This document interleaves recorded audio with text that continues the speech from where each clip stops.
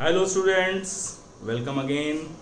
Last video में बच्चों ने पढ़ा था ह्यूमन आई और उसके डिफेक्ट्स ऑफ विजन, और आज हम लोग को पढ़ना है ऑप्टिकल इंस्ट्रूमेंट्स। इसमें हम लोग को पढ़ना है सिंपल माइक्रोस्कोप, कंपाउंड माइक्रोस्कोप और टेलीस्कोप। तो सबसे पहले देखते हैं कि इन इंस्ट्रूमेंट्स से हमें एक हेडिंग पढ़ने में मिलती है, एक फॉर्मूला पढ़ने मिलता है, मैग्नीफिकेशन। तो बच्चों पहले हम लोग मैग्नीफिकेशन का जनरल रिजल्ट देख लें। जनरल बात क्या है मैग्नीफिकेशन? मैग्नीफिकेशन सिंपल है कि इमेज साइज क्या हो गया, ऑब्जेक्ट साइज क्या था। सिंपल, जैसे कहा जाए ऑब्जेक्ट था 2 मीटर, इमेज बन गई 20 मीटर, तो कितने गुना मैग्नीफाई हो गई? तो 20/2 यानी कि 10 टाइम्स मैग्नीफाई हो गई। And this is simple ratio of image size to the object size. I means image size and O means object size. If we talk for a convex lens, तो convex lens के लिए अगर हम देखें तो बच्चों, तो for convex lens हम देखें तो हमें पता चलेगा कि यही सेम फॉर्मूला और किसी तरह से लिखा जा सकता है। कैसे? देखो, ये हमारा फोकस है, ये हमारा फोकस है, इसको F1 कहते हैं, इसको F2 कहते हैं। ये हमारा ऑब्जेक्ट है AB। याद रखें बच्चों, ऑप्टिकल सेंटर ऑफ फोकस के बियॉन्ड जब भी ऑब्जेक्ट रखेंगे तो कॉन्वेक्स लेंस हमेशा रियल इन्वर्टेड इमेज बनाता है। वर्चुअल इमेज सिर्फ और सिर्फ तभी बनेगी जो ऑब्जेक्ट होगा F और O के बीच में, जो भी हम अगले टॉपिक में इसी में देखेंगे। फिलहाल रे डायग्राम का बहुत सिंपल रूल होता है कि एक रे को आप प्रिंसिपल एक्सिस के पैरेलल बना लीजिए, और जो पैरेलल है that always passes from the focus of the second side. Second रे जो ऑप्टिकल सेंटर से पास होती है वो अनडेविएटेड चली जाती है, और जहां दोनों रेज इंटरसेक्ट करती हैं वहां बनती है इमेज। ये हम सबको 9-10 से पढ़ाया जाता है, बेसिक से रूल्स हैं, ठीक है। तो this is AB object and this is A' B' is the image so form. Now this is the object size O, this is the image size I। Magnification अभी हमने क्या बात करी बच्चों? I/O को मैग्नीफिकेशन कहते हैं। अच्छा, अब ध्यान से देखो, ये थीटा है, ये भी क्या है? थीटा। अब अगर हम यहां से देखें, भाई थीटा क्योंकि स्ट्रेट लाइन है, अब हम यहां से देखें तो हमें दिख रहा है कि tan theta is equal to क्या? यहां लिख देते हैं, देखें तो क्या बच्चों? Perpendicular upon base. तो बच्चों ये डिस्टेंस हम क्या जानते हैं? इस डिस्टेंस को कहते हैं ऑब्जेक्ट डिस्टेंस U, और इसे कहते हैं इमेज डिस्टेंस V। ये सिंपल फिक्स है, ऑब्जेक्ट डिस्टेंस के लिए U यूज करते हैं और इमेज डिस्टेंस के लिए V यूज करते हैं। अच्छा, तो tan थीटा बच्चों क्या आ गया? परपेंडिकुलर अपॉन बेस यानी O/U, और यहां से देखो tan थीटा तो अगेन परपेंडिकुलर अपॉन बेस। तो बच्चों क्या आ जाएगा यहाँ पर कि tan theta we can also write I/V, perpendicular upon base. अच्छा, अभी हम साइन रूल की बात नहीं कर रहे हैं, तुमको सिर्फ वैल्यू दिखा रहे हैं कि किस तरह से कन्वर्ट हो रहा है। तो this is tan theta and this is also tan theta, तो हम कह सकते हैं O/U इज इक्वल टू क्या लिखा है बच्चों? I/V।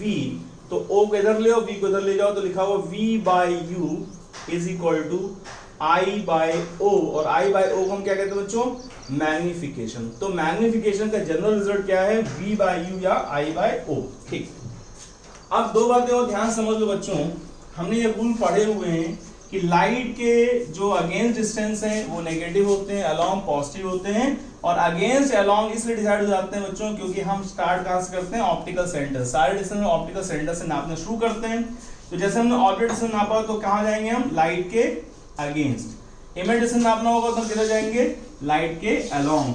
तो all distance opposite to light negative, along the light positive, एक कन्वेंशन। दूसरा, प्रिंसिपल एक्सिस के ऊपर जो कुछ भी है वो पॉजिटिव, प्रिंसिपल एक्सिस के नीचे जो कुछ है वो नेगेटिव, ठीक है। तो अगर हम कहते हैं हमारे पास मैग्नीफिकेशन के दो फॉर्मूले बने, I/O हमने देखा पहला फॉर्मूला, तो I/O के हिसाब से देखें बच्चों तो I कहां है? बिलो द प्रिंसिपल एक्सिस, तो नेगेटिव हो गया। O कहां है? अबव द, तो कैसा हो गया? पॉजिटिव। तो मैग्नीफिकेशन हो गया नेगेटिव एक तरह से। तो बच्चों मैग्नीफिकेशन आ गया नेगेटिव, क्यों? क्योंकि I नेगेटिव, O पॉजिटिव। और अगर हम कहते हैं कि सर हम V/U से देखना चाहें तो उसे देख लो, V देखो क्या है बच्चों? लाइट के अलोंग है, तो V क्या हो गया? पॉजिटिव। U क्या है? लाइट अगेंस्ट, तो क्या आ गया? Negative. Again you see that कि मैग्नीफिकेशन कैसा आ गया? नेगेटिव आ गया, ठीक है। तो नेगेटिव पॉजिटिव बच्चों सिर्फ ये बताएगा तुम्हें, सिर्फ ये बताता है कि इमेज जो है वो रियल है या वर्चुअल है। तो बस याद रखो कि जो वर्चुअल इमेज होती है that is always inverted with respect to object. Object के हिसाब से इमेज उल्टी बनती है, तो जब भी उल्टी बनेगी हमें नीचे जाना पड़ेगा, प्रिंसिपल से नीचे, और यहाँ ऊपर तो नेगेटिव आएगा ही आएगा। ठीक, नंबर 1। नंबर 2, जो रियल इमेज होती है वो हमेशा अदर साइड बनती है क्योंकि रेज के इंटरसेक्ट होने से बनती है, तो जाहिर सी बात है ऑब्जेक्ट डिस्टेंस हमारा नेगेटिव आएगा और इमेज डिस्टेंस हमेशा पॉजिटिव आएगा। तो नेगेटिव अगेन ये शो कर रहा है कि मैग्निफिकेशन जो नेगेटिव है वो क्या शो कर रहा है कि इमेज इज रियल। ठीक है, तो always negative shows a image form is real. Now virtual होता है तो बच्चों क्या होता है, तो वर्चुअल हमें मालूम है कि वर्चुअल इमेज हमेशा same side as of object बनती है, एक बात। दूसरी बात, हमेशा ऑब्जेक्ट के हिसाब से इरेक्ट होती है। तो इसका मतलब क्या होगा कि जब अगर ऑब्जेक्ट यहां रखा हुआ है तो इमेज भी इधर ही बनेगी, तो उसका u भी नेगेटिव होगा, v भी नेगेटिव होगा, तो दोनों नेगेटिव होंगे, तो मैग्निफिकेशन वर्चुअल के लिए कैसा जाएगा बच्चों, पॉजिटिव, एक बात। दूसरी बात, जो ऑब्जेक्ट है और जो इमेज है दोनों ही इरेक्ट है एक दूसरे के रेस्पेक्ट में, तो o भी पॉजिटिव है, I भी पॉजिटिव है, तो अगेन पॉजिटिव पॉजिटिव क्या आएगा, पॉजिटिव। अब तुम सोच सकते हो कि सर मान लीजिए ऑब्जेक्ट हमने ऐसे उल्टा रख दिया होता, तो बच्चों ऑब्जेक्ट उल्टा ऐसे रखा होता इस तरह से और वर्चुअल इमेज बनती तो वो भी ऐसे ही बनती, तो उस केस में क्या होता, O भी और I भी दोनों नेगेटिव होते, अगेन नेगेटिव ऊपर नेगेटिव नीचे क्या होता, पॉजिटिव। तो बच्चों क्या समझे कि मैग्निफिकेशन के नेगेटिव पॉजिटिव का एक ही सिग्निफिकेंस है कि अगर मैग्निफिकेशन नेगेटिव है ये शो करता है कि जो इमेज है वो रियल है, और अगर मैग्निफिकेशन पॉजिटिव है तो ये शो करता है इमेज वर्चुअल है। ठीक है, इसका बड़े या छोटे होने से कोई फर्क नहीं पड़ता। ठीक, तो ये जनरल रिजल्ट आप याद रखेंगे कि m बराबर -v/u फॉर एनी लेंस, क्योंकि इसको हम यूज करेंगे कंपाउंड माइक्रोस्कोप में। ध्यान रखना, कंपाउंड माइक्रोस्कोप में ये कॉन्सेप्ट हम यूज करेंगे, वहां हम इतना डिटेल नहीं बताएंगे, डायरेक्ट लिख देंगे रिजल्ट को। ठीक है, तो moving to the our first instrument that is simple microscope. तो बच्चों देखिए सिंपल माइक्रोस्कोप, तो it has a single convex lens, एक कॉन्वेक्स लेंस होता है इसके अंदर, और इमेज क्या है बच्चों इसकी, वर्चुअल एंड मैग्नीफाइड। तो हमें मालूम है कि अगर इमेज वर्चुअल मैग्नीफाइड है सिंगल कॉन्वेक्स लेंस में, तो अभी हमने बात करी थी कि ऑब्जेक्ट कहां होना चाहिए, बिटवीन F एंड O। तो इसका रे डायग्राम देखें और इसका मैग्निफिकेशन की डेफिनेशन देखें कि क्या होती है। तो बच्चों देखें सिंपल माइक्रोस्कोप और इसका मैग्निफिकेशन। तो देखिए बच्चों इसके अंदर एक सिंगल कॉन्वेक्स लेंस है, ये प्रिंसिपल एक्सिस, ये हमारा फोकस हो गया, ये ऑप्टिकल सेंटर हो गया। हमें मालूम है ये वर्चुअल मैग्नीफाइड इमेज बनाता है, तो जाहिर सी बात ऑब्जेक्ट कहां होगा बच्चों, F और O के बीच में। तो दिस इज ऑब्जेक्ट AB, रे का हमने रूल पढ़ा ही हुआ है, प्रिंसिपल एक्सिस के पैरेलल कहां से पास करा, तो फोकस से। दूसरी रे बच्चों ऑप्टिकल सेंटर से हम यहाँ देखते हैं कि ये आगे एक्सपैंड होती चली जाती है, यानी कि ये कभी मिलेंगी नहीं, तो हम ये यहाँ पे इंटरसेक्ट नहीं कर सकते। तो क्या होता है बच्चों, इसको पीछे ट्रेस करते हैं और ट्रेस करने से जहां इमेज बनती है उसे हम कहते हैं बच्चों वर्चुअल इमेज, क्योंकि वर्चुअल हमेशा कैसे होती है, ट्रेसिंग बैक करने से बनती है, एक्चुअल इंटरसेक्शन से नहीं बनती। ठीक है, तो ये हमारी इमेज बन गई A-B', जो कि कैसी है, virtual as well as magnified. ठीक, तो यहां समझे बच्चों कि जो फाइनल इमेज बन रही है A'-B', इसमें दो कंडीशन से बनती है। पहली कंडीशन है final image at capital D। Capital D हम लोगों ने ऑप्टिकल ह्यूमन आई में पढ़ा था कि कैपिटल D का मतलब होता है बच्चों 25 सेंटीमीटर, इसको कहते थे least distance of distinct vision. तो अगर इमेज ये यहां बन रही है कैपिटल D पे, तो इसका मैग्निफिकेशन क्या होगा, और दूसरी कंडीशन आएगी बच्चों की फाइनल इमेज बनेगी इनफाइनाइट पे, तब क्या होगा वो देखेंगे। फिलहाल इसके लिए हमारे पास magnification of a simple microscope की डेफिनेशन है कि मैग्निफिकेशन या मैग्नीफाइंग पावर, दोनों में कुछ भी लिखा हो बात एक ही होती है, मैग्नीफाइंग पावर लिखा हो या मैग्निफिकेशन लिखा हो means the same thing, resolving power different है, वो आप इसके टॉपिक की लास्ट में देखेंगे। तो मैग्निफिकेशन बच्चों क्या है, it is defined as beta by alpha. Now what is beta, what is alpha, तो समझें बीटा लिखा होता है कि angle formed by the image at the lens when formed at capital D। ये वो एंगल जो इमेज ने बनाया है कहां पे, लेंस पे, जब कहां बनी है, कैपिटल D पे, तो इस एंगल को कह दो बीटा। कंफ्यूजन थोड़ा सा यहाँ पे ये हो जाता है जब हम अल्फा देखते हैं। अल्फा क्या है? Angle formed by the object when object at the lens या at the eye at the lens when placed at capital D. तो ये कंफ्यूजिंग वाली बात ये आ जाती है कि भाई ये ऑब्जेक्ट तो हमारा कैपिटल डी पे है ही नहीं, ऑब्जेक्ट तो यहाँ रखा हुआ है, ये ऑब्जेक्ट डिस्टेंस है u, और यहाँ बोला जा रहा है कि अल्फा हुआ एंगल जो ऑब्जेक्ट ने बनाया जब कैपिटल डी पे था, तो इमेज कैपिटल डी पे लेकिन ऑब्जेक्ट तो कैपिटल डी पर है नहीं। तो ऐसा लगता है कि ये क्या है, क्या दोनों ऑब्जेक्ट और इमेज दोनों कैपिटल डी पर है? तो बच्चों ऐसा नहीं है।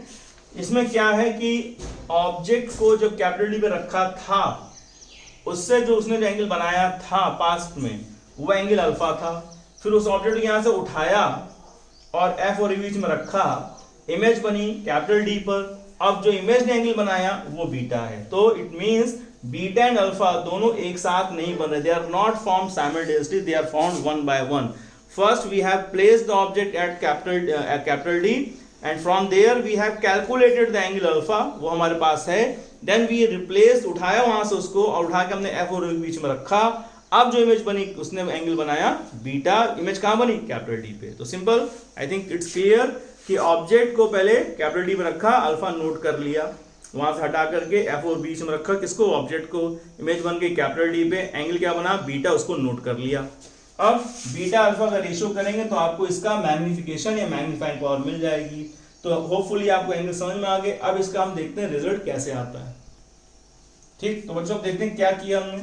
यहाँ पे 10 बीटा को हम कैलकुलेट करते हैं, 10 बीटा को नियरली बीटा मान लेते हैं। ध्यान से देखना, ये ए बी है और ये यू है, तो हमें मालूम है परपेंडिकुलर अपॉन बेस। तो क्या लिखते हैं हमने बच्चों? ये A B upon U. 10 alpha, तो अब 10 अल्फा के लिए थोड़ा ध्यान से समझना कि 10 अल्फा नियरली इक्वल अल्फा, क्योंकि एंगल छोटे हैं तो बीटा और अल्फा को 10 अल्फा को हम अल्फा अज्यूम कर ले रहे हैं। आप समझो, तो यहाँ पे डायग्राम थोड़ा अजीब सा लगता है लेकिन बहुत ही सिंपल है क्योंकि आप स्टेप बाय स्टेप समझ रहे हैं। इस ऑब्जेक्ट को जो आपने यहाँ पे रखा था, किसको? ए बी को, उसने जो एंगल बनाया था वो एंगल अल्फा था, ठीक है। फिर उसको हटा के यहां रखा तो बीटा बन गया था इमेज से। अब इस ऑब्जेक्ट से जो बच्चों एंगल बन रहा है अल्फा, उसको अगर आप ध्यान से देखें तो क्या लिखा है? 10 अल्फा बराबर perpendicular, again you will get what? A B, क्योंकि ये चीज क्या है? सेम, ए बी अपॉन, अब ये बेस तो चेंज हो गया, कितना आ गया? Capital D. तो बस आप क्या करेंगे? इसका रेशियो करेंगे and you will gate magnification, that is beta by alpha. तो आपको मालूम है कि आप लिखेंगे ए बी अपॉन यू और फिर लिखेंगे ए बी अपॉन डी, तो डी ऊपर चला गया, तो लिखा हुआ बच्चों कि D by U is the magnification produce, एक रिजल्ट। ठीक, अब दूसरा रिजल्ट देखो बच्चों, from lens equation. Lens equation में बहुत अच्छे से याद होनी चाहिए। अभी प्लस माइनस क्या है वो भी हम बात करेंगे। लेंस इक्वेशन आपको याद होनी चाहिए, 1 अपॉन एफ बराबर 1 upon V minus 1 upon U हुआ करती थी। अब हमारा इमेज डिस्टेंस क्या है? Capital D. ऑब्जेक्ट डिस्टेंस क्या है? यू, और हमें मालूम है 1 upon F focal length. Focal length convex lens, convex lens की फोकल लेंथ हमेशा पॉजिटिव होती है। v हमारा माइनस डी, क्यों? क्योंकि लाइट के अगेंस्ट जाएंगे, capital D minus. Object distance भी नेगेटिव, क्यों? क्योंकि अगेन लाइट के अगेंस्ट जाएंगे। तो माइनस माइनस हो गया प्लस, क्या लिखा हो बच्चों? 1 अपॉन एफ बराबर, ये प्लस है इसको पहले लिख दो, 1 upon you minus 1 upon D. इस पूरे को इधर लाके रिप्लेस कर दो तो क्या आएगा बच्चों? 1 upon F plus 1 upon D is equal to 1 upon U. और हमें मालूम है डी बाई यू क्या है? देखा हमने, मैग्निफिकेशन। ठीक है, ये दिख रहा है ना नीचे? ठीक, अब इसको क्या करते हैं? पूरे को कैपिटल डी से मल्टीप्लाई कर दो, पूरे रिजल्ट को कैपिटल डी से मल्टीप्लाई कर दो, तो उससे क्या होगा? उससे ये होगा, देखो मल्टीप्लाई किया तो क्या आ गया?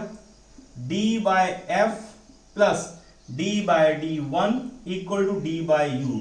और इसको तो हम जानते हैं ये कौन है? ये मैग्निफिकेशन है। तो again you get another result. तो इट मींस मैग्निफिकेशन के दो रिजल्ट होते हैं बच्चों, एक होता है यू के टर्म्स में, एक होता है फोकल लेंथ के टर्म्स में। तो इसको याद कर ले, मैग्निफिकेशन d बाय यू और दूसरा d बाय एफ प्लस 1, या नॉर्मली इसको ऐसे बोलते हैं, तो बोलचाल में भी तो ध्यान देना चाहिए नॉर्मली हम कैसे बोलते हैं। तो magnification is d by U, ये दिख रहा है? ठीक, यहां लिख देते हैं मैग्निफिकेशन d बाय u या 1 प्लस डी बाय एफ। ये दो फॉर्मूले आप बाय हार्ट याद कर लीजिए, क्योंकि अगर आपको ये याद हो गया है तो कंपाउंड मैक्रोस्कोप जो आप पढ़ने जा रहे हैं, जो सुनने में या देखने में लगता है बहुत कॉम्प्लिकेटेड होता है, सर उसका डायग्राम वगैरह नहीं समझ में आता, तुरंत समझ में आ जाएगा, क्योंकि वो कंपाउंड मैक्रोस्कोप क्या है, इसी का एक पार्शियल एप्लीकेशन है। तो we have learn how we got this result, और रिजल्ट क्या है, D by U 1 plus D by F. Moving to the next concept. तो बच्चों देखिए कंपाउंड मैक्रोस्कोप। तो कंपाउंड मैक्रोस्कोप में क्या है बच्चों, दो कॉन्वेक्स लेंस, दो कॉन्वेक्स को दो बाई कॉन्वेक्स लेंस होते हैं। जो लेंस ऑब्जेक्ट की तरफ होता है उसे ऑब्जेक्टिव कहते हैं, और जो लेंस व्यूअर की तरफ होता है उसे आईपीस या ऑकुलर भी कहते हैं, आईपीस या ऑकुलर भी कहते हैं। और जो ऑब्जेक्टिव का साइज थोड़ा छोटा होता है, आईपीस थोड़ा सा बड़ा होता है। क्यों होता है, मैग्निफिकेशन फॉर्मूले में समझेंगे। टेलीस्कोप में इसका उल्टा होता है, ऑब्जेक्टिव बड़ा रखा जाता है, आईपीस छोटा, क्योंकि टेलीस्कोप में नेचुरल लाइट को हम ज्यादा चाहते हैं आए, ताकि ब्राइट इमेज बने, इसलिए ऑब्जेक्टिव का साइज वहां बड़ा रखें, टेलीस्कोप में यहाँ पे छोटा रखते हैं। ठीक, इन डिटेल के साथ अब इसके रिजल्ट्स को देखें, समझते हैं। तो बच्चों का ध्यान से देखो, जो भी हमने सिंपल माइक्रोस्कोप में पढ़ा, इसको ध्यान से देखेंगे, थोड़ा सा रिकैप करा दें ताकि तुम्हें समझ में आए बहुत अच्छी तरह से। और ऑप्टिकल इंस्ट्रूमेंट तुम्हारे दिमाग में हमेशा लिए फिट हो जाए, तो इसमें कोई डर या वैसा ना रहे कि आता है नहीं आता है, कॉन्फिडेंस है, पूरा कॉन्फिडेंस आ जाएगा। समझो अभी हमने ऑब्जेक्ट को यहाँ रखा था, तो इमेज ये बन गई थी, कैसे बनी थी मालूम है। अब अगर तुमसे हम ये कहते कि ऑब्जेक्ट यहाँ रख दो, तो जाहिर सी बात इमेज ऐसे बन जाएगी, वो भी रे डायग्राम दिखाई देंगे। ठीक है, तो ये रिजल्ट ऐसे बोलो, या ऊपर रख दो तो ऊपर ही बन गई, या नीचे रख दो नीचे बन गई, तो ये एक ही बात है, इससे कोई फर्क नहीं पड़ता। ठीक है, खैर ये कहाँ हम यूज करेंगे अभी हम बताएंगे, फिलहाल समझो। ये लेंस बच्चों कहलाता है ऑब्जेक्टिव, क्योंकि ऑब्जेक्ट की तरफ है। दूसरा वाला कहलाएगा आईपीस, क्योंकि व्यूअर आई की तरफ है। यहाँ पे हम क्या करते हैं बच्चों, ऑब्जेक्टिव वाले लेंस के लिए हम यहाँ पे ऑब्जेक्ट ये रखते हैं ए बी, यानी एफ और ओ के इधर, यानी रियल इमेज बनेगी। कैसे बनेगी, हमने रे पैरेलल बनाई, कहाँ से पास करा दी, सेकंड साइड के फोकस से, ओ से पास कराया, कहाँ पास करा दी, दूसरी तरफ जहाँ पे इंटरसेक्ट किया वहां बन गई इसकी रियल इमेज, और कैसी, इन्वर्टेड, ए डैश बी डैश। ठीक, अब देखो यहां पे बच्चों हमारा है आईपीस, अब समझना, दिमाग में ले आओ कंपाउंड मैक्रोस्कोप, सिंपल माइक्रोस्कोप, कंपाउंड को नहीं, सिंपल माइक्रोस्कोप को ले आओ। सिंपल माइक्रोस्कोप के कॉन्सेप्ट के हिसाब से इस फोकस को हम कहते हैं एफओ, यानी फोकस ऑफ ऑब्जेक्टिव। यहां कहीं पे इसका भी फोकस होगा, तो बच्चों क्या करते हैं, इस लेंस की पोजीशन को ऐसे रखते हैं कि जो इमेज बनी है अभी हमारी ए डैश बी डैश, वो आईपीस के ऑप्टिकल सेंटर और फोकस के बीच में आ जाए। अगर लेंस को थोड़ा पीछे करोगे तो फोकस इधर खिसकता चला जाएगा, ठीक है, और इधर करोगे तो और इधर बढ़ता जाएगा। ठीक है, तो अब यहाँ पे हम देखें तो बच्चों यहाँ पे क्या लिखा हुआ है कि एफ और ओ के बीच में अगर आ गया, तो जाहिर सी बात इसकी इमेज कैसी बनेगी, इसकी इमेज बनेगी वर्चुअल और इन्वर्टेड। कैसे, देखो वो इन्वर्टेड मतलब जैसा ऑब्जेक्ट उसी तरह से। तो क्या होगा, ये ऐसे बन चली गई, और एक रे हमने यहां से ऐसे ये पास करा दी, तो कहीं मिलेंगी नहीं, तो पीछे ट्रेस किया और ये इमेज हमारी यहां बन गई, A double dash B double dash. ठीक है, तो यहां पे फाइनल इमेज कहां बन रही है बच्चों, इसे कहते हैं फाइनल इमेज। फाइनल इमेज कहां बन रही है, at capital D, final image at capital D. ये हो गया हमारा कैपिटल डी डिस्टेंस। इसमें भी दो पोजीशंस हैं, फाइनल इमेज कैपिटल डी और दूसरी final image at infinite. Simple microscope में हमने एक पोजीशन पढ़ी थी final image at capital D, second position final image at infinite, वो अभी हम इसी के साथ ही कवर कर देंगे। वैसे उसमें करना चाहिए तो वो ध्यान से उतर गया, ठीक, I am sorry for that, लेकिन अब इसके साथ उसको बता दें, बहुत सिंपल है। ठीक है, तो देखो फाइनल इमेज कहां बनी, कैपिटल डी। अब समझो यहां पर मैग्निफिकेशन, ए डैश बी डैश को बच्चों हम कहते हैं इंटरमीडिएट इमेज। इंटरमीडिएट मतलब जो अभी बनी है, जो फाइनल नहीं है, या इसी को कहते हैं वर्चुअल ऑब्जेक्ट। वर्चुअल ऑब्जेक्ट क्यों कह रहे हैं, क्योंकि this A dash B dash is behaving as object for the eyepiece, इसलिए इसको कहते हैं virtual object. A dash, A double dash, B double dash को बच्चों हम कहते हैं फाइनल इमेज। ठीक, अब समझो यहां पे मैग्निफिकेशन का डेफिनेशन, मैग्नीफिकेशन डेफिनेशन क्या है, वही बीटा अपॉन अल्फा। बीटा क्या है बच्चों, यहां पे बीटा है angle formed by the final image at infinite, और अल्फा क्या है, angle formed by the object at capital D, ध्यान रखना, इनफाइनाइट एट कैपिटल डी। तो beta is the angle formed by the final image at capital D, तो ये वाला angle बच्चों हो गया बीटा, कैपिटल डी है। तो यहां पे ऑब्जेक्ट को इमेजिन करो, ये रहा हमारा ऑब्जेक्ट, इमेजिन कर लिया ए, इसको कर लिया बी। जब ऑब्जेक्ट यहां रखो तो ऑब्जेक्ट जो इमेज बनाएगा, जो ऑब्जेक्ट यहां एंगल बनाएगा, इमेज में जो एंगल बनाएगा वो एंगल क्या हो गया, अल्फा। तो कहने मतलब है बीटा और अल्फा का रेशियो क्या देगा हमको, मैग्निफिकेशन। तो बच्चों यहां एक बात समझने आ रहे हैं, मैग्निफिकेशन ऑफ ऑब्जेक्टिव को हम कहते हैं एमओ, मैग्निफिकेशन ऑफ आईपीएस को हम बच्चों कहते हैं एमई, और बच्चों टोटल मैग्निफिकेशन जो आता है वो एमओ प्लस एमई नहीं होता, वो एमओ इनटू एमई होता है। क्यों ऐसा होता है यही हमें समझना है, बहुत आसान से समझेंगे इसको, ठीक है। ठीक है बच्चों, तो अब देखें मैग्निफिकेशन ऑफ ऑब्जेक्टिव अगर बात करें आई बाय ओ से, जनरल रिजल्ट जो होता है मैग्निफिकेशन आई बाय ओ, तो ऑब्जेक्टिव की इमेज कौन है, A dash B dash, objective का ऑब्जेक्ट कौन है, ए बी। आईपीस का मैग्निफिकेशन आई बाय ओ से, आईपीस का ऑब्जेक्ट कौन है, आईपीस का ऑब्जेक्ट है A dash B dash, image कौन है, A double dash B double dash. तो जाहिर सी बात है image A double dash B double dash और object A dash B dash, because A dash B dash is the virtual object for eyepiece, ठीक है। तो ये ध्यान में रखते हुए हम आगे चलते हैं कि एंगल्स बीटा एंड अल्फा का रेशियो में बताया गया था क्या, मैग्निफिकेशन। तो मैग्निफिकेशन जब लिखोगे, हम ये जानने जा रहे हैं कि एमओ और एमई का प्लस नहीं होता, मल्टीप्लिकेशन होता है। क्यों, देखो बीटा, पहले बीटा निकालो, तो 10 beta nearly equal to beta, क्या लिखा बच्चों, 10 beta nearly equal to beta. यहां देखो A double dash B double dash upon capital D, ठीक है।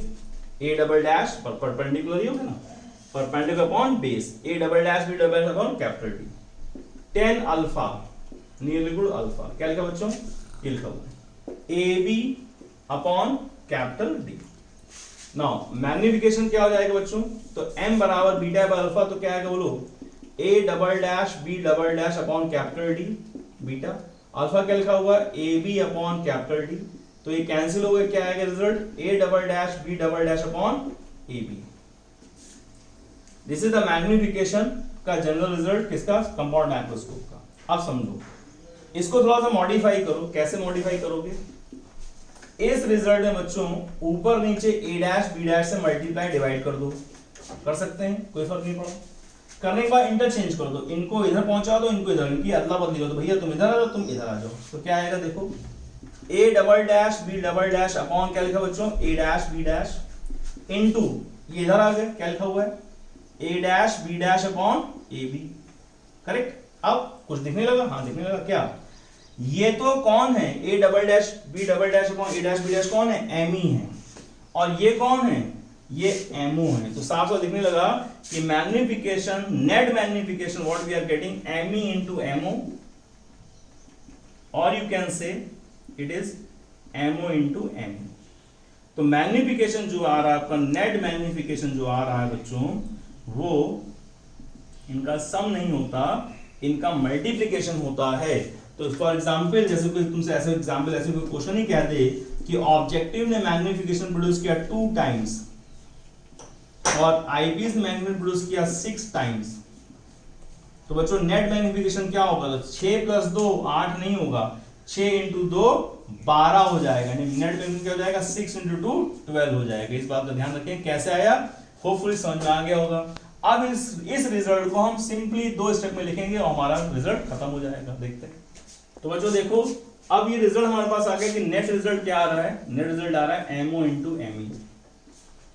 अब तुम यहां समझो एमओ के लिए हमें कुछ नहीं करना है, एमओ तुमको पहले ही बता चुके हैं, एक सिंपल लेंस का मैग्निफिकेशन थीटा वाले कॉन्सेप्ट से v बाई यू बताया था। तो एमओ सिंपल क्या आ जाएगा, v बाई यू। ये बेटा v बाई यू नेगेटिव आएगा, पॉजिटिव तो बोलेंगे नेगेटिव आएगा, क्योंकि ऑब्जेक्टिव ने कैसी इमेज बनाई है, रियल, तो मैग्निफिकेशन नेगेटिव। नाउ एमई क्या होगा बच्चों, तो एमई में तुम कंपाउंड माइक्रोस्कोप भूल लो, सिंपल माइक्रोस्कोप को याद रखो। सिंपल माइक्रोस्कोप वाला डायग्राम ही बना हुआ, ध्यान से देखो।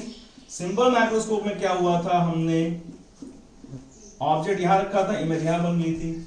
तो सेम टू सेम उसी तरीके से आपको दिख रहा है कि इमेज जो है यहां दिख रहा है ना, जो इमेज जो यहां पर आ रही है वो अब इस डायग्राम में कैसी दिख रही है, वो ऐसी दिख रही है। तो क्या फर्क पड़ता है, इसका मैग्निफिकेशन को मालूम 1 प्लस डी बाई एफ था, तो सेम वही रिजल्ट हम एमई लिख देंगे 1 प्लस डी बाई एफ और लगा देंगे एफ ई, क्योंकि ये आईपीस का फोकस है। ठीक है, अच्छा एमई जो है वो पॉजिटिव नेगेटिव, तो जाहिर सी बात है एमई यानी आईपीस का मैग्निफिकेशन जो है वो वर्चुअल इमेज बना रहा है, तो कैसा है, पॉजिटिव। तो नेट मैग्निफिकेशन बच्चों क्या हो गया कि एक पॉजिटिव इंटू नेगेटिव का रिजल्ट क्या आएगा, नेगेटिव आ जाएगा, v by U bracket 1 plus D by F E. तो this is the simple result of compound microscope. और इसमें तुमने क्या ध्यान से देखा कि हमने तुम्हें सिर्फ इसमें बताने थोड़ा सा टाइम लिया, मेहनत करी, बाकी ये तुम्हारे पास ऑलरेडी है, general magnification, real magnification of a convex lens. और ये हमारा कॉन्सेप्ट कहां से आ गया, इतना हमारा आ गया सिंपल माइक्रोस्कोप से, दोनों मल्टीप्लाई करके यहां लिख दिया। और नेट मैग्निफिकेशन कैसा है, नेगेटिव। तो नेट नेगेटिव का रीजन वो भी सुन लो। नेट नेगेटिव इसलिए बच्चों क्योंकि जो इमेज बनी है फाइनल और जो ऑब्जेक्ट था दोनों एक दूसरे के हिसाब से इन्वर्टेड है, so net magnification must be negative. ठीक, अब आती है सेकंड पोजीशन, देखते हैं क्या है। Now final image at final image at infinite, capital U देख लिया, final image at infinite। तो देखो as in simple माइक्रोस्कोप से आप इस चीज को देखिए, कंपाउंड में तुरंत इसको हम चिपका देंगे, 1 मिनट के अंदर तुमको समझ जाओगे क्या हुआ था। सिंपल माइक्रोस्कोप में क्या हुआ था, F और O के बीच में ऑब्जेक्ट था, सही था, इमेज कैसे बनी थी, इमेज ऐसे बन गई थी, ये कहीं मिल नहीं रहे थे तो इसको पीछे ट्रेस करा था हमने, तो यहाँ A डैश B डैश में इमेज बन गई थी, कहां बन गई थी, कैपिटल D पे बन गई थी। ठीक, और ये क्या था, U था। तो मैग्निफिकेशन जनरल फॉर्म में बच्चों क्या था, D बाई U आ गया था, जिसको हमने 1 पर D बाई F लिख दिया था। यहां तक हम समझ चुके। अब अगर सिंपल माइक्रोस्कोप में फाइनल इमेज, समझना ध्यान से, ये बेटा रटना ऐसा नहीं कि रटना ही रटना होता है, समझ लो फिर रट लो, समझना भी जरूरी है और रटना भी जरूरी है। तो अभी समझा रहे हैं, उसके बाद रिजल्ट्स को आप रट लें, अच्छी बात है, लेकिन बिना समझे रटना खराब बात होती है। तो final image at capital D अगर हम कर दें तो तुम्हें मालूम, क्या यार कैपिटल डी वाला, फाइनल इमेज अगर इनफाइनाइट कर दें तो तुमको मालूम है कि इमेज इनफाइनाइट पे कब बनती है, जब ऑब्जेक्ट को हम रख देते हैं फोकस पे। ऑब्जेक्ट अगर फोकस पे होता है तो इमेज चली जाती है इनफाइनाइट पे। ये लेंस इक्वेशन हम प्रूव कर चुके हैं, हमें मालूम है। तो सिंपली अब आप क्या करेंगे कि ऑब्जेक्ट को उठा के यहां रख देंगे, जैसे यहां रखेंगे इमेज कहां चली जाएगी, इनफाइनाइट पे।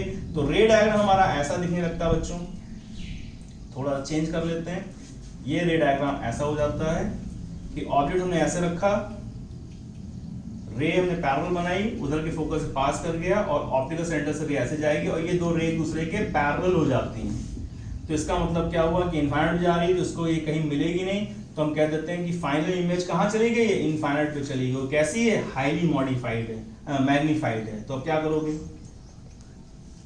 इस फॉर्मूले में सिंपली जहां पे u लिखा है बच्चों उसको बस क्या कर दो, f के बराबर। तो अगर फाइनल इमेज सिंपल माइक्रोस्कोप में इनफाइनाइट बने तो u की जगह क्या लिख देना, f। तो this is the magnification when final image is eight infinite. अब यही वाला कॉन्सेप्ट हम यूज करने जा रहे हैं कंपाउंड माइक्रोस्कोप में। बस क्या होगा कि जो ऑब्जेक्ट ऐसे बना रहे हैं उसमें ऐसे बना हुआ है और कोई खास चेंज नहीं आने वाला।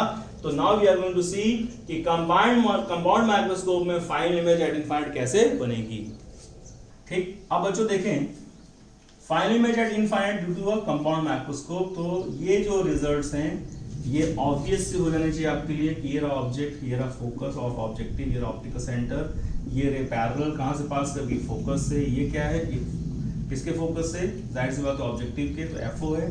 और ये रे यहां से चली गई और यहाँ क्या बन गया था बच्चों, यहाँ बन गया था आपका इंटरमीडिएट इमेज या वर्चुअल ऑब्जेक्ट। वर्चुअल ऑब्जेक्ट किसके लिए, आईपीस के लिए, ये रहा हमारा आईपीस। अब हम चाहते हैं कि जो आईपीस इसकी फाइनल इमेज बनाए वो इनफाइनाइट बनाए, तो उसके लिए इसे कहाँ होना चाहिए, इसके फोकस पे। तो बस तुम इतनी कॉन्सेप्ट को समझ गए अगर, तो बात खत्म हो गई कि यहाँ पे क्या आ गया, आईपीस का फोकस आ गया। और आईपीस का अगर फोकस आ गया तो रे ये चली गई और ये पैरेलल यहाँ चली गई, इनफाइनाइट पे मिलेंगी जाकर के। तो इसका मतलब क्या होगा, पीछे ट्रेस करते हुए इमेज कहाँ चली गई, इनफाइनाइट पे चली गई, हाईली मैग्नीफाइड। तो अब रिजल्ट क्या है, रिजल्ट हमारे पास था कि जब फाइनल इमेज इनफाइनाइट पे होगी तो अपने पास MO इंटू ME है पहले से, हाँ है। क्या MO में कोई चेंज आया, नहीं, MO में कोई चेंज नहीं आया। ये U है और ये V है, और कैसा है, नेगेटिव, तो माइनस V बाई U रहेगा। ME में कोई चेंज आया, हाँ ME में तो चेंज आता है। ME में क्या चेंज आता है, D बाई U लिखते थे हम, अब D बाई क्या लिख देंगे, F लिख देंगे, और F की जगह FE लिख देंगे। यानी कि ये कॉन्सेप्ट अभी अभी तुमको हमने सिंपल माइक्रोस्कोप में बताया था। उसमें क्या था, हमने सिंपल माइक्रोस्कोप में तुमको ऐसे रख के बताया है कि फोकस पे आगे चला गया। अब इसी को हम कैसे दिखा रहे हैं, ऐसे दिखा रहे हैं, कहां चली गई, इनफाइनाइट पर। बस इतना सा चेंज आया, तो लिख देंगे minus V by U upon D by FE। This is the magnification produced by compound microscope when final image at infinite। ठीक है। अब बच्चों क्या होता है इसके अंदर, कंपाउंड माइक्रोस्कोप में एक चीज और आती है, वो है length of the microscope tube. तो ये बहुत बेसिक सी बातें हैं, इसको भी कर लेते हैं, length of the microscope tube. तो होपफुली आप समझ गए होंगे कि इमेज कैपिटल डी पर रिजल्ट क्या, minus V by U bracket 1 plus D by FE, infinite पे है तो minus V by U into D by FE, simple. ठीक ठीक। तो देखो बच्चों, length of microscope tube simple, इसमें याद रखना साइन कन्वेंशन यूज मत करने लगना। साफ से दिख रहा है, यहां से यहां तक का डिस्टेंस में बताना है, तो यहां से डिस्टेंस में क्या दिख रहा है, ये डिस्टेंस तो क्या है, V है ऑलरेडी, और ये क्या है, ये FE है। तो simple length of telescope tube क्या हो गई, माइक्रोस्कोप ट्यूब क्या हो गई, V plus FE, that's all. बस इतना ही था, हाँ इतना ही था। और कभी कभी, वैसे बहुत फ्रीक्वेंट नहीं है, कि अगर इमेज कैपिटल डी बनी है तो माइक्रोस्कोप इसकी क्या, माइक्रोस्कोप की लेंथ क्या आ जाएगी, तो देखते हैं। अगर इमेज कैपिटल डी पर है तब, ठीक, और देखते हैं final image at capital D, तो लेंथ ऑफ टेलीस्कोप ट्यूब कैसे निकालेंगे, तो देखो। तो बेटा इसको हम बार बार इसलिए बना के तुम्हें दिखाई देता है कि तुम्हें याद रहे कि कोई बहुत बड़ी चीज नहीं। क्या होता है, बच्चे जो हैं इंस्ट्रूमेंट्स वाले क्वेश्चंस पे थोड़ा सा पीछे हो जाते हैं, उनको लगता है सर पता नहीं क्या क्या डायग्राम बनाता हो, तो तुम्हें बना के दिखाते रहते हैं कि देखो कोई ऐसी बहुत बड़ी चीज नहीं है, सिंपल है। ये रहा ऑप्टिकल सेंटर, और अगर इमेज कैपिटल डी बनानी है तो यहाँ होना चाहिए इसका फोकस, और इमेज अगर इनफाइनाइट बनाए तो उसको लेंस थोड़ा पीछे करो, फोकस कहाँ जाएगा, यहाँ पे आ जाएगा। जैसे ही फोकस यहाँ आएगा इमेज कहाँ भाग जाएगी, इनफाइनाइट पे। तो यहाँ आ जाओ, तो क्या हुआ, ये चली गई ऐसे, ये चली गई ऐसे, ट्रेस किया, ये मिल गई, ठीक। यहाँ लिख दिया A double dash B double dash, image कहाँ बनी, कैपिटल D पर, ठीक है। Now length of the telescope tube, तो हमें मालूम है ये क्या है, ये हमेशा की तरह अभी भी V है, क्योंकि इसके लिए ये क्या था U और ये क्या था V। अब यहां से ध्यान से देखो, this is the object distance for eyepiece UE। जब ये यहां था तो UE, अभी हमने इससे पहले केस में क्या कर दिया, FE कर दिया, तो V प्लस FE लिख दिया था, लेकिन अब ये UE है। तो बस हमें करना क्या, length of the telescope tube L बराबर V प्लस UE, यानी ऑब्जेक्ट डिस्टेंस फॉर आईपीस। पर वो UE के टर्म्स में नहीं जाना चाहता, वो जानना चाहता है F और D के टर्म्स में। तो कोई बात नहीं, हमारे पास फॉर्मूला है कौन सा, लेंस इक्वेशन 1/a बराबर 1/v माइनस 1/u। तो ये क्या बच्चों, 1/fe है, ये हमें बताना है, और ये हमारा क्या है, UE, और ये कैसा है, नेगेटिव, नेगेटिव कैसा हो गया, पॉजिटिव हो गया।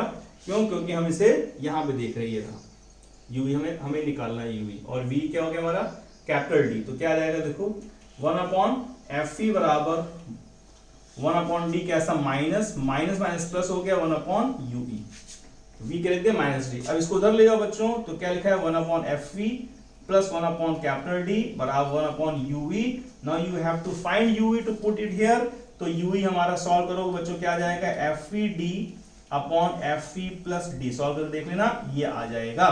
तो हमारी length of the microscope tube क्या बन गई, F बराबर V plus FVD upon FV plus D। ये आ गया हमारे पास length of the telescope tube का एक रिजल्ट। ये बहुत ज्यादा इंपॉर्टेंट नहीं, लेकिन फिर भी बुक्स में क्वेश्चन पूछता है तो तुम बता सकते हो ये यूई के टर्म्स को इसके टर्म्स में कन्वर्ट कर दिया। ठीक है, अब आता है बच्चों टेलीस्कोप। टेलीस्कोप हमें वैसे तो दो तरह के होते हैं, एस्ट्रोनॉमिकल और टेरेस्ट्रियल, लेकिन हमें सिर्फ एस्ट्रोनॉमिकल पढ़ना है, टेरेस्ट्रियल हमारे सिलेबस में नहीं है। और देखते हैं तो देखो बच्चों, एस्ट्रोनॉमिकल टेलीस्कोप, एस्ट्रोनॉमिकल टेलीस्कोप में भी दो कॉन्वेक्स लेंस होते हैं। ठीक, objective size is larger than eyepiece. ठीक है, क्योंकि हमने बताया नेचुरल लाइट इसमें हमें चाहिए होती है, और इसमें रिलेशन मैग्निफिकेशन क्या वो फॉर्मूला देख के पता चलेगा।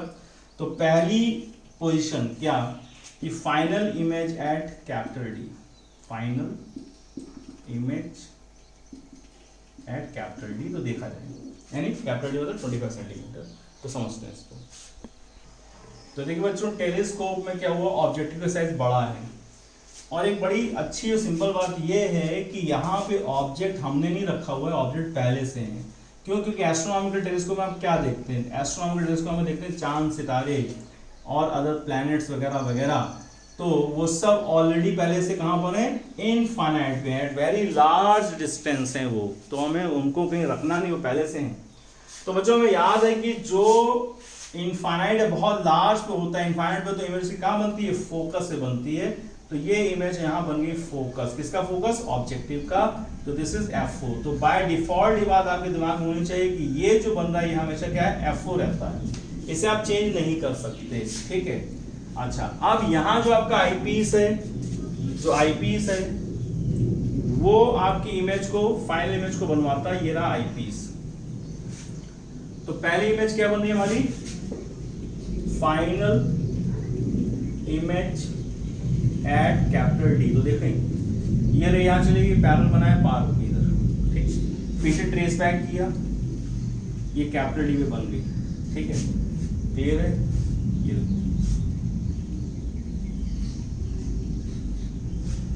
जब 12th में थे बच्चों तो बड़ी समस्या आती थी कि ये हम लोग रे को वापस लाते थे, मिलती नहीं थी, कहीं इधर चली उधर चली जाती थी। इसका बहुत सिंपल फंडामेंटल ये हमने 12th में सीख लिया था। हम 12th में तभी हमने क्या सोच रखा था, हम ऐसे नहीं करते थे कि ये वहां पर आए, हम पहले से वहां इमेज बना लेते थे, है ना, और उसके बाद स्केल को ऐसे रखते थे कि वही हम पहले ही सोच लेते थे कि जाएगी काम, मिलना तो तुझको यहीं पड़ेगा।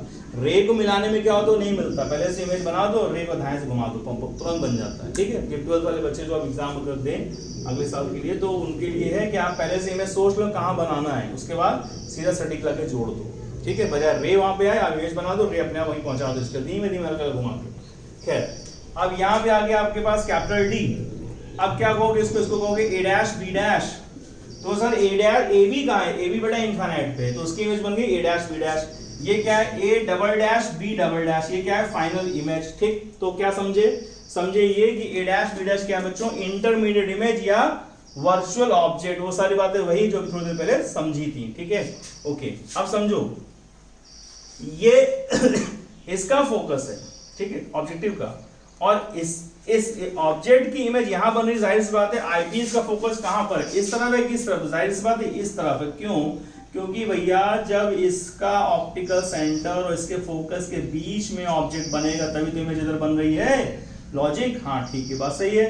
तो आप समझो इसे क्या दो, यूई, यानी क्या, ऑब्जेक्ट डिस्टेंस फॉर आईपीस, जैसे F4, this is image distance of the objective. तो मैग्निफिकेशन एज यूजुअल फिर हम देखेंगे, तो क्या बच्चों, बीटा बाय अल्फा डिफाइन किया गया। बीटा क्या है, angle formed by final image at capital D. और इधर देखो अल्फा क्या है, angle formed by the object, कहां पे ऑब्जेक्ट, एट इनफाइनाइट पे।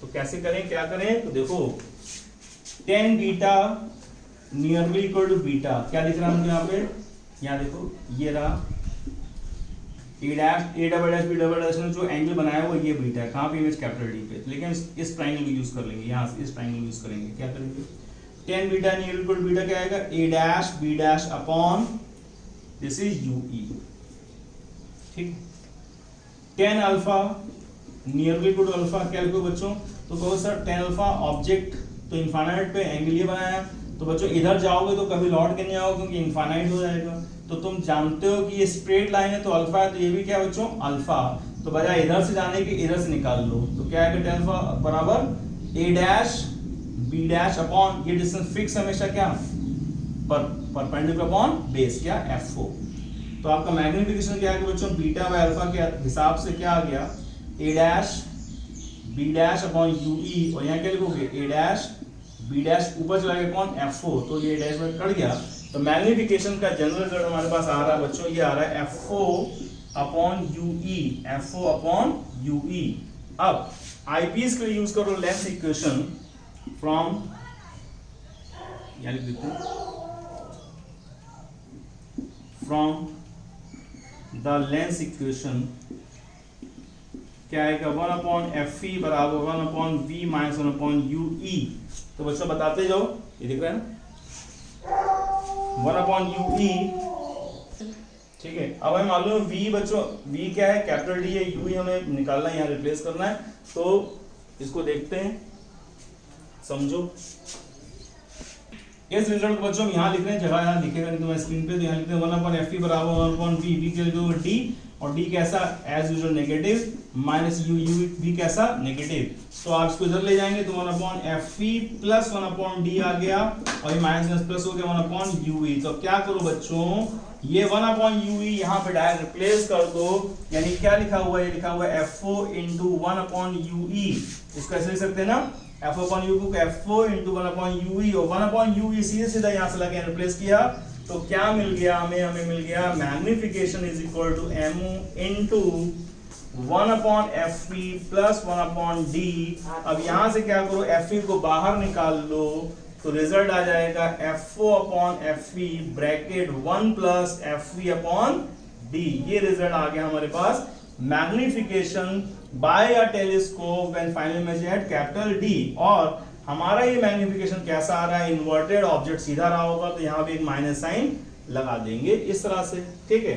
अब length of the telescope tube, तो दिख रहा है यहाँ पे क्या दिख रहा है L इज इक्वल टू, यहाँ से डिस्टेंस क्या है फिक्स है f4 प्लस ये डिस्टेंस कितना बच्चों UE, और अभी जैसे हमने इससे पहले UE लिखा था फिर लिख देते हैं क्या UE हमारा फोकल डिस्टेंस में FPD upon FP plus D, तो बच्चों UE हमें मालूम है, अभी हमने इससे पहले किया था कि UE क्या था, UE था FPD upon FP plus D, तो इस तरह से हमें मिल जाएगी length of the telescope tube when final image is at capital D, और ये हमारा formula magnification when final image at capital D, और हमने बच्चों यहाँ पे क्या किया हुआ एक माइनस साइन लगा दिया है, रिजल्ट रीजन ये है कि फाइनल इमेज इन्वर्टेड बन रही है with respect to the object, clear है नाउ, ठीक है। अब बच्चों देखिए second position final image at infinite, और ये थोड़ी इंपॉर्टेंट हो जाती है, तो देखो समझो मैग्निफिकेशन फिर डिफाइन किया गया बीटा अपॉन अल्फा, देखो हम इसी में थोड़ा चेंज कर दे रहे हैं और रिजल्ट तुम्हारे सामने आ जाएगा, और तुमको ये बहुत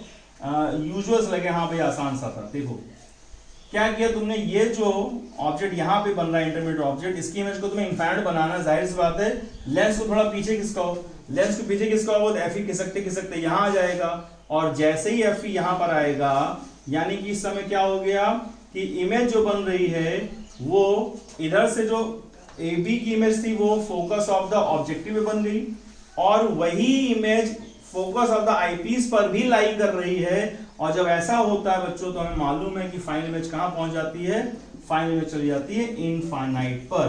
तो हमें कुछ में ज्यादा नहीं करना है, डेफिनेशन में बस करना क्या है, beta angle formed by final image at infinite और angle formed by the object at infinite, ये दोनों रिजल्ट वही हैं। और अब हमारे पास क्या आ गया बच्चों result, tan beta nearly equal to beta, क्या लिखा हुआ है a dash b dash upon क्या लिखा है ये डिस्टेंस है बच्चों, साफ साफ दिख रहा है क्या है ये fe है, तो लिख दिया fe, और tan alpha nearly equal to alpha क्या लिखा बच्चों a dash b dash upon ये क्या है यहाँ से तक ये fo है, तो क्या आ गया FO। तो मैग्नीफिकेशन हो गया हमारे पास A डैश यानी beta upon alpha, beta upon alpha, beta क्या लिखोगे A dash B dash upon FE, यहाँ पे A डैश B डैश ऊपर चला गया क्या FO, ये कैंसिल हो गया, रिजल्ट आ गया हमारे पास FO अपॉन FE। तो याद रखो कि अगर फाइनल इमेज इनफाइनाइट पर है तो magnification simply FO upon FE and length of the telescope tube तुम्हें दिख रही है FO plus FE, FO plus FE is the length of the telescope tube. ठीक है, तो अब समझो बच्चों ये दो इंस्ट्रूमेंट तुमने देखे, माइक्रोस्कोप और टेलीस्कोप। इसमें और भी है, इसमें आता है आपका ये हमने जो पढ़ा है इसमें लेंस है, केवल लेंस है, इसे कहते हैं रिफ्रैक्टिंग टाइप। एक होता है रिफ्लेक्टिंग टाइप, इसमें मिरर भी होता है, वो हमें नहीं पढ़ना, उस सिलेबस में नहीं है। तो हमारे पास ये जो फॉर्मूले आए हैं इनको आप रिवाइज कर लेंगे। और इसमें एक चीज आती है कि आप कितना इसको रिजॉल्व कर सकते हैं, उसे कहते हैं रिजॉल्विंग पावर। तो what is resolving power, what is resolving limit and what are the numericals, तो वो हमारा आएगा नेक्स्ट वीडियो। तो थोड़ा छोटा होगा क्योंकि इससे बहुत ज़्यादा डिफिकल्ट न्यूमेरिकल्स नहीं आते हैं, पर आपसे उम्मीद करूंगा कि आप ये सारे फॉर्मूले याद करके आएंगे सिंपल माइक्रोस्कोप के, कंपाउंड माइक्रोस्कोप के, जिससे कि जो मैं क्वेश्चन डिस्कस करूंगा आपको सब समझ में आएगा। ठीक है, तो that's all for today. This is KD Singh signing off, bye bye.